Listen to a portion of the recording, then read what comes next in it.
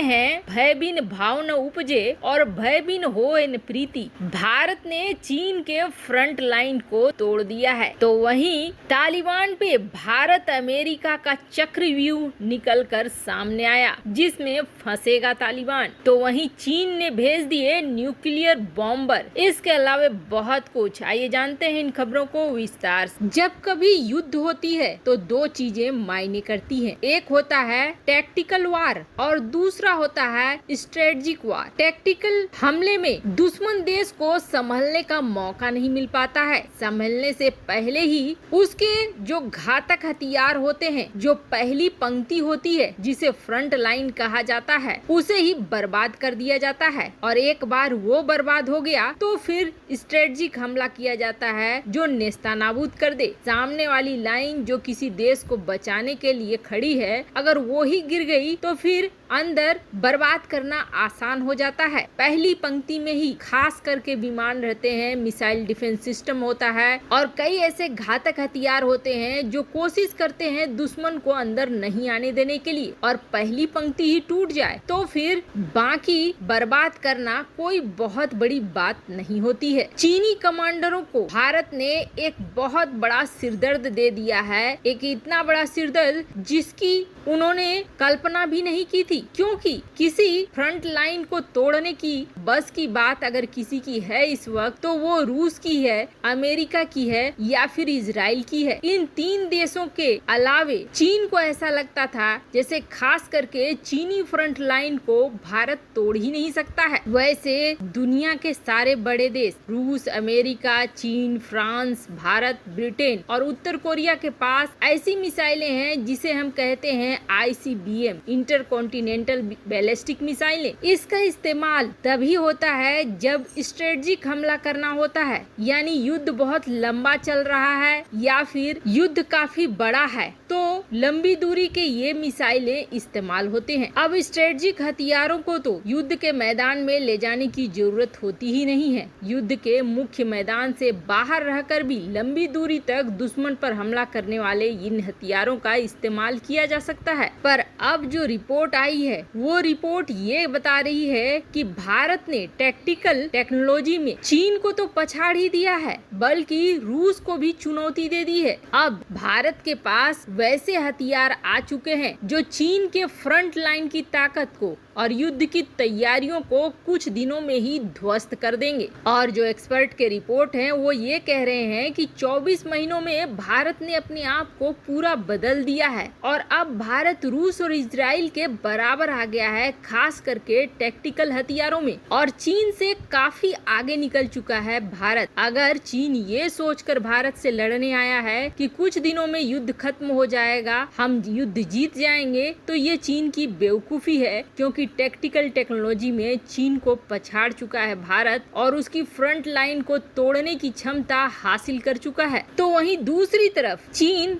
जहां एक तरफ ये दिखलाने की कोशिश कर रहा था कि अमेरिका सक्षम नहीं है और अमेरिका बचा नहीं पाएगा ताइवान को, जिसके लिए कई सारे प्रोपगंडा चीन चला रहा था। अब ताइवान को डराने के लिए चीन ने लाइव फायर ड्रिल का आयोजन कर दिया है। और आपको बता दें 11 लड़ाकू विमान अब इस इलाके में घूम रहे हैं, युद्धाभ्यास के नाम पर मिसाइलों को छोड़ रहे हैं। और सबसे बड़ी बात ये है कि चीन ने इस ड्रिल के बीच में अपने न्यूक्लियर बॉम्बर्स H-6 को भी भेज दिया है। अब ये जो इलाका देख रहे हैं ताइवान और प्रतास द्वीप, इन दोनों के बीच में यहाँ पर ताइवान के सामने चीन अपने लड़ाकू विमानों को भी भेज रहा है और बॉम्बर्स को भी भेज रहा है। बॉम्बर्स और लड़ाकू विमानों के आने के बाद ताइवान में हलचल मच गई है। ताइवान ने जापान और अमेरिका दोनों से संपर्क साधा है। जहाँ जापान ने इमरजेंसी मीटिंग करनी शुरू कर दी है, तो वहीं अमेरिका ने भी सहयोग का वादा किया है और कहा है कि हम ट्रीटी का पालन करेंगे और चाहे कुछ भी हो आपकी रक्षा के लिए जरूर आएंगे। अब कई लोग ये सोच रहे हैं कि जो अमेरिका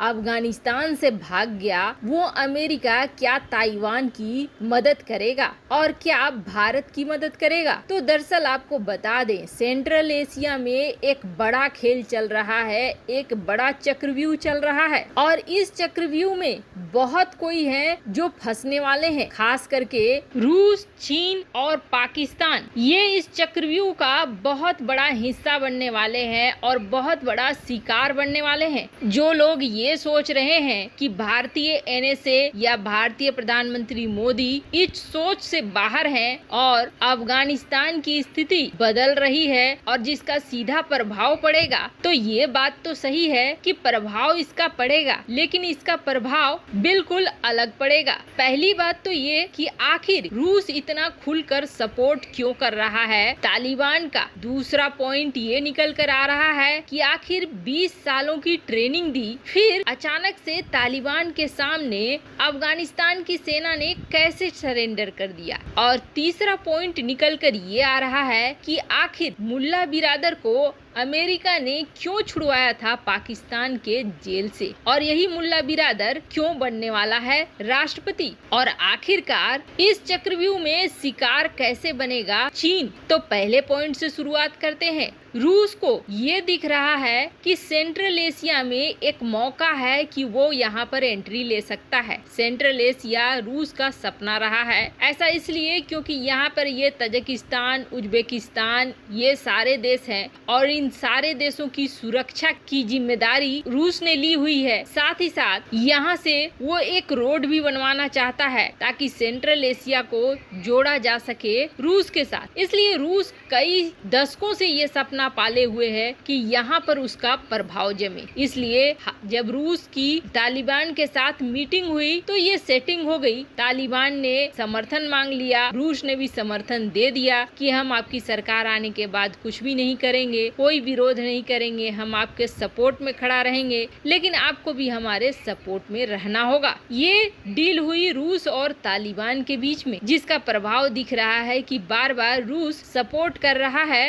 तालिबान का। अब रही बात एक डील, कहा जा रहा है कि अमेरिका और तालिबान के बीच भी हुई है और यही वो डील है जिसकी वजह से बड़े आराम से अफगानी सैनिकों ने सरेंडर कर दिया बिना लड़े। काबुल में जिस तरीके से घुसी तालिबानी सेना, अफगानी सेना बिल्कुल कुछ भी नहीं की और हथियार डालते चले गए और बात होने लगी मुल्ला बिरादर को राष्ट्रपति पद पे बिठाने की। तो अब कहा जा रहा है कि यहाँ अमेरिका ने दो देशों के लिए चक्रव्यूह रचा, एक पाकिस्तान और दूसरा है चीन। पाकिस्तान जो अभी तालिबान के आने पर खुशी मना रहा है, घंटों बाद ही उसके देश में टीटीपी ने तहलका मचाना शुरू कर दिया। टीटीपी ने चीनी नागरिकों को मारना शुरू कर दिया और अब यहीं से उइगर मुसलमानों को मिलेगा पूर्ण समर्थन, यानी चीन खुद अंदर अंदर अब सुलगना शुरू हो जाएगा। जो चीन की मजबूत कड़ी है कि वो अपने देश में आंदोलन नहीं होने देता है, वो अब टुकड़ों में बंटने को तैयार हो जाएगा, यानी खुद के घर के हाइब्रिड वॉर में फंस जाएगा। और पूरी तरीके से अपनी सेना निकाल चुका अमेरिका जंग के लिए पूरा तैयार होगा चीन के साथ। और अगर रूस चीन की मदद करने की कोशिश करेगा तो उसे डर लगेगा कि यहाँ पर अगर उसने नियंत्रण नहीं रखा तो खुरासन समूह घुस जाएंगे रूस में। तो असल में अब ये एक चक्रव्यूह का महाकेंद्र बन चुका है। वैसे आपको क्या लगता है, क्या ताइवान की मदद करने के लिए अमेरिका आएगा? कमेंट कर अपनी राय जरूर बताएं। जल्द मिलते हैं अगली वीडियो में नई खबर के साथ।